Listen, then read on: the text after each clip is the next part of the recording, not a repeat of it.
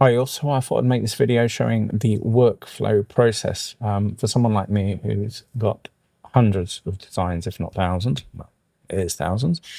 What I use. So obviously I'm a Photoshop user, have been for many years, and it's hard to break that habit.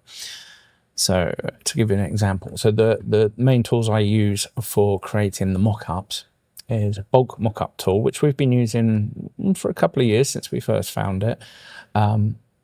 We just find works really well for us. I think there are other ways to do it now.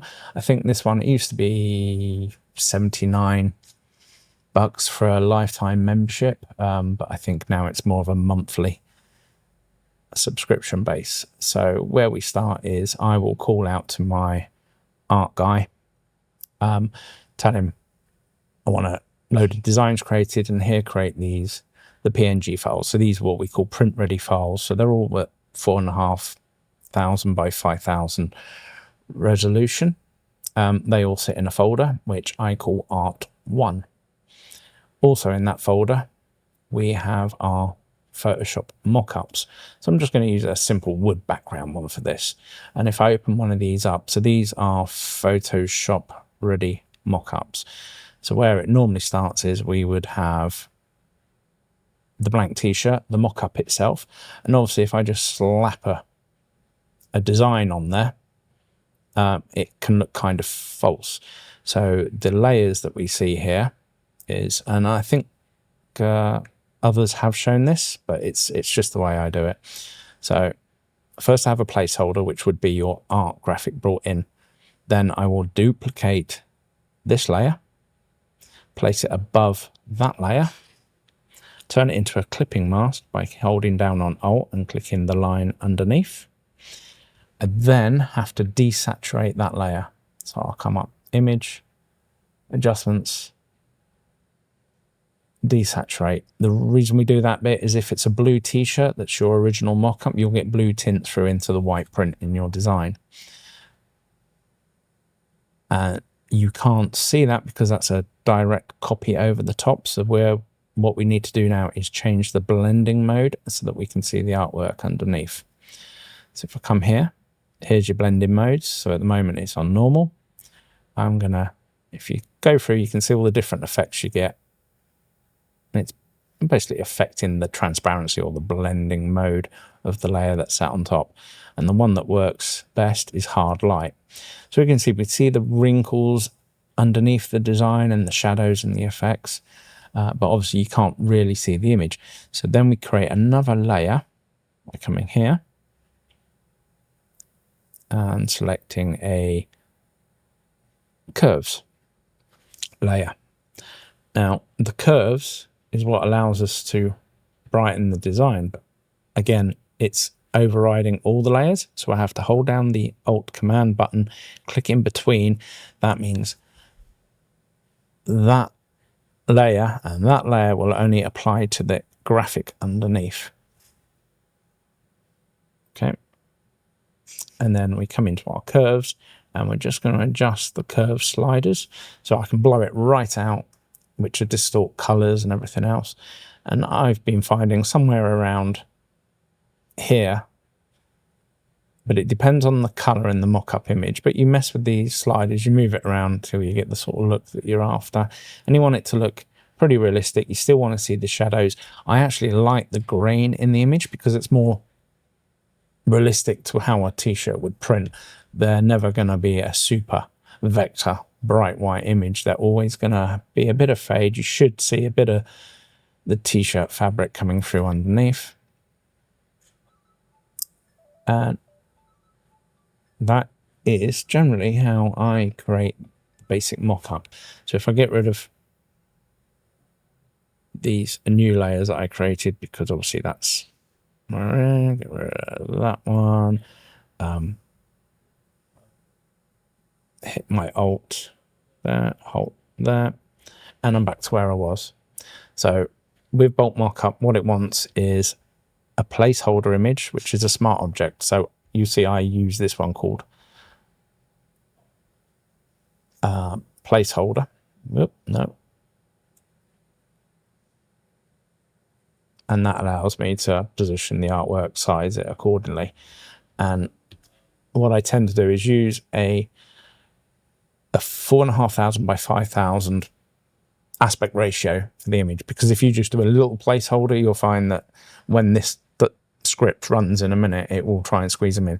So we want the placeholder to be accurate to sort of like the full print size area. I have the color bar there so that when I'm messing with the curves, I can tell if I go too far and I've punched the color. The white might look good, but colors are gonna be messed up. Cool. So that's how we create that. So let me get rid of that and close that down. So if we come in here, you'll see I've got my 4 main colors I'm going to do: the black, the charcoal, the navy, the olive, and they're all the same. They're all these Photoshop prepped designs. Now, bulk mockup tool. So this is the tool we use, because in the old days we used to open up those mockups and drag an image in, file, save as PNG, open the next one, file, save as PNG. It became really laborious, so we're quite happy when we found this.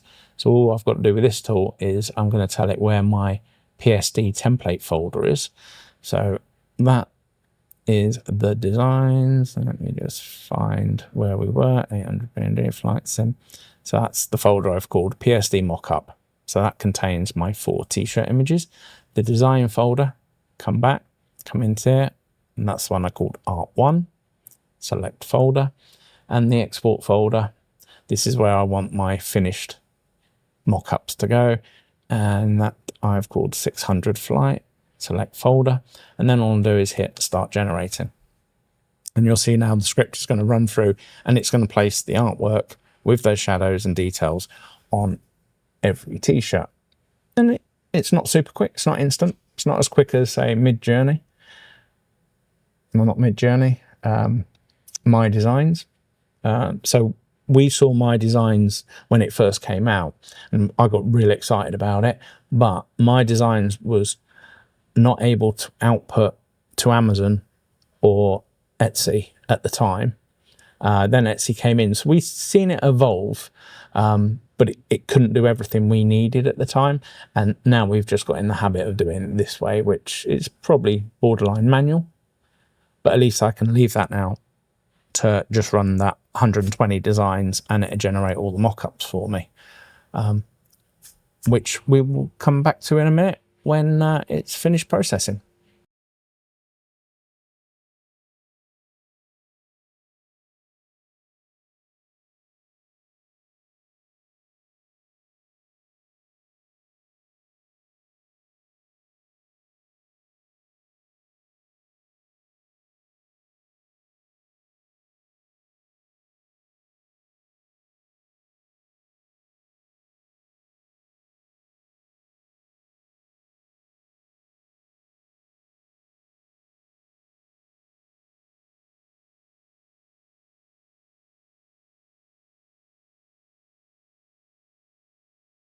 Okay, so the Photoshop script is now finished running. I didn't time it. I think it was about 6 minutes to do 120 odd designs. So to see how that's done, I'm going to come back out and I'm going to look in that 600 flight folder. And you see it's put all the designs in their own little folders. And if we select one of those, view extra large icons, there you can see the mockups are all done. It's done a pretty good job. Let's move that over. So we've still maintained the shadows. Now, obviously, you could spend a lot more time on these individually. And when you create your mockup file, your smart Photoshop mockup, you could go in and do the warping and actually get it to fold the creases. But 90% it's there. And if you're listing a lot, you probably don't want to spend that much time playing with that.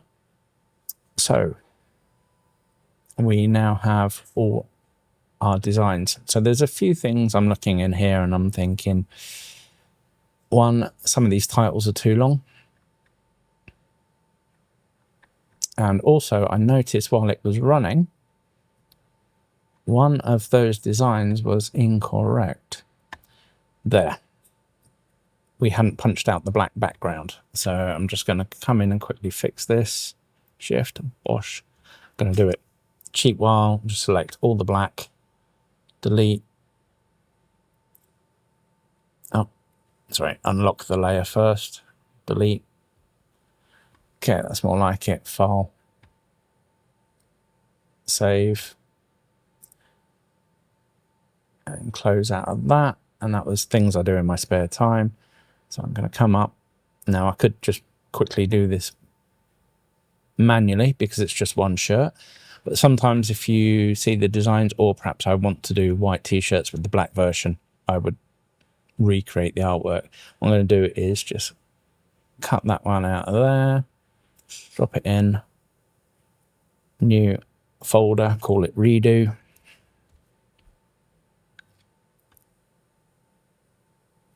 Edit, paste.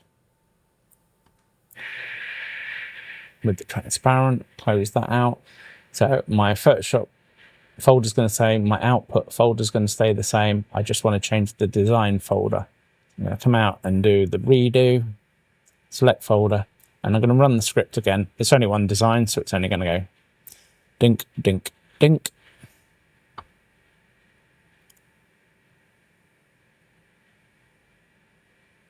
Okay, let's see if that fixed that for us.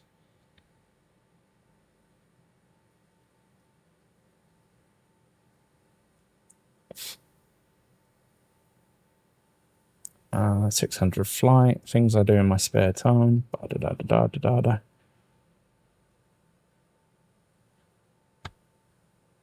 And it should have just overwritten the files, the images that were already in there. There we go. So now we've got rid of that ugly black slab and made it look how we wanted it to look. And that's it. So now I have don't know why I just closed out of that. I now have my 800 PNG folder with all the designs and all the mock-ups all itemized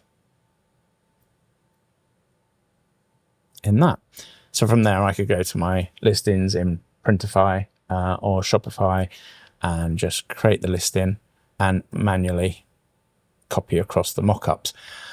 But I don't do it that way. I do it slightly differently, and I'll show you that next.